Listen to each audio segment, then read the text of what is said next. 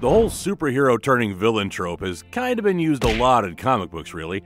Like, think about it, which superhero hasn't made that somewhat predictable switch? Superman, Batsy, the freaking Martian Manhunter. You see, it's a pretty common trope, but the unpredictability of it all comes when figuring out what heroes are about to betray their loyal fans.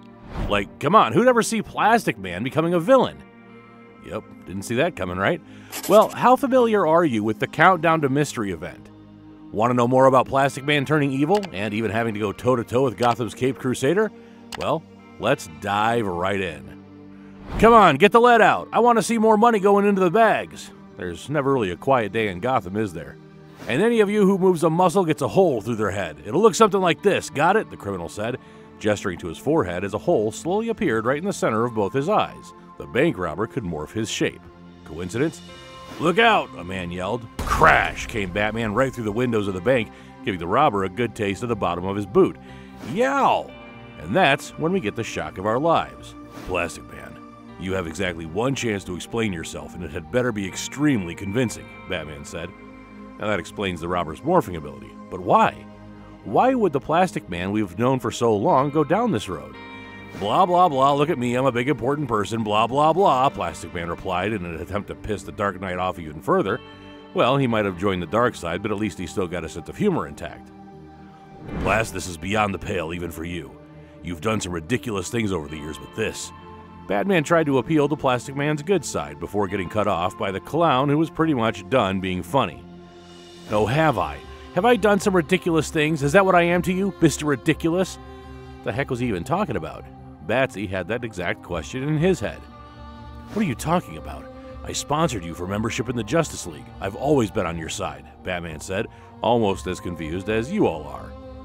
Oh, of course, because you needed a court jester. King Batman and his loyal fool, Mr. Bendy, Plaz replied, literally in some jester costume he just morphed on and holding a shotgun upside down.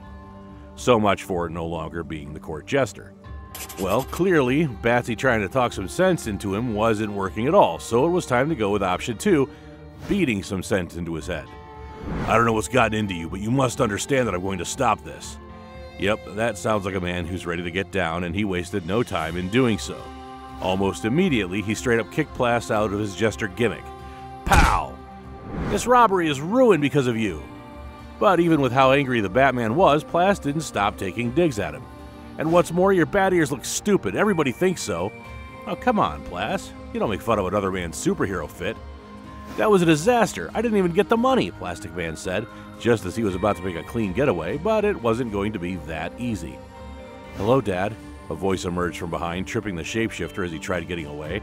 And nope, that wasn't Batsy. That was Offspring, Plaz's biological son, who, just like his dad, also happens to have shapeshifting abilities. Without any of his dad's humor, though. Sorry, Dad, but you're not going anywhere, Offspring said to his father as he reached out to grab him. Hey, I thought I disowned you, Plaz replied. Plaz and his son didn't give the best father-son relationship, especially with Plaz not being around as his son grew up and all, but disowning him is probably a bit too far. What's going on?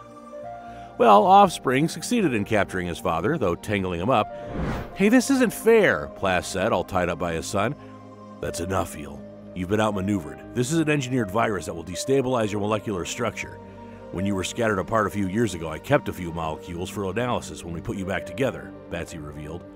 Remember the Obsidian Age and JLA Trial by Fire arc? Well, this is the continuation of that. And as you can see, as usual, Batsy always got a contingency plan for everyone. Now, the Dark Knight was approaching the captured Plas, intending to incapacitate the shapeshifter. I've learned that you can never be too careful. Now come quietly, or I'll turn you into a pool of slime. The Batman gave Plas options, but as you'd probably guessed, the Justice League member didn't give a f***. Do your worst! Yikes.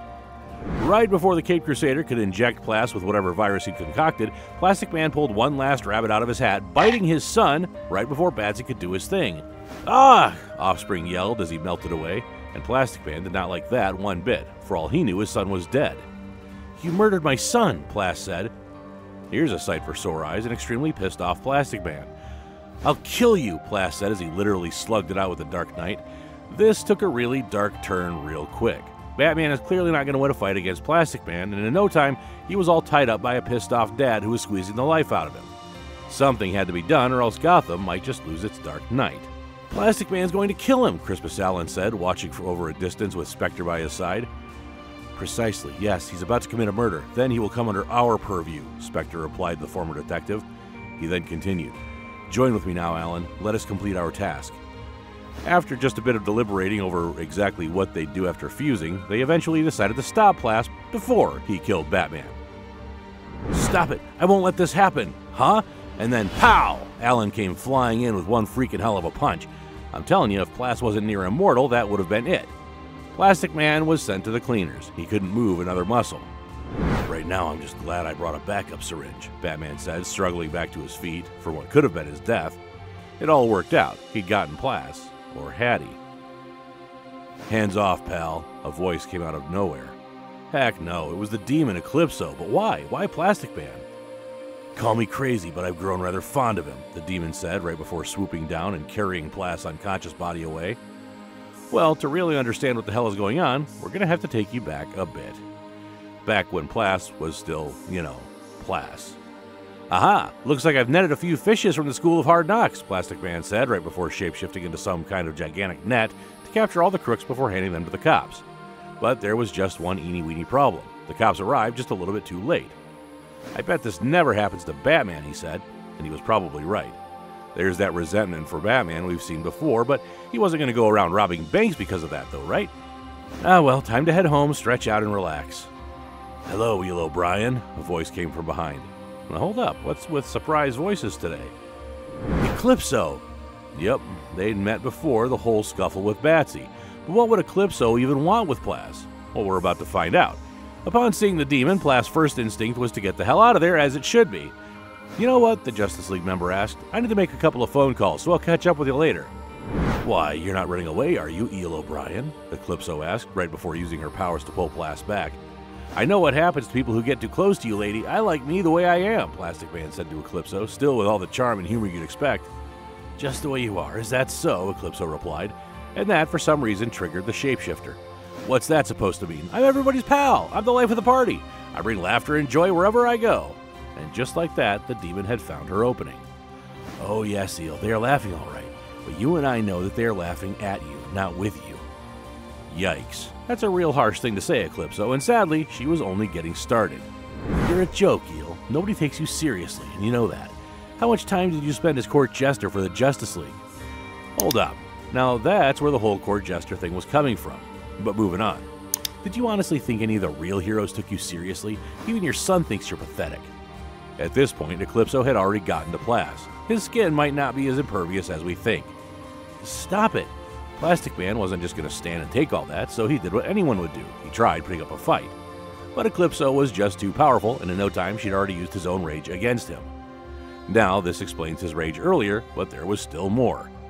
Before making the shittiest decision ever, robbing a bank and all, he decided to speak to his son Offspring. Spoiler alert, that went really bad. So seriously, Dad, what do you want? Offspring asked his father. Well, I was kind of curious about something. Do you think I'm a good father? Plas dropped the question. Given Plas' and Offspring's relationship, yeah, he wasn't going to get a good reply for sure. Well, you're a really fun guy to have around, Offspring replied. Now that's cold, and that tipped Plas right off. Now he was hella mad. A fun guy to have around? That's the best you can do? She was right. You don't respect me one bit, do you?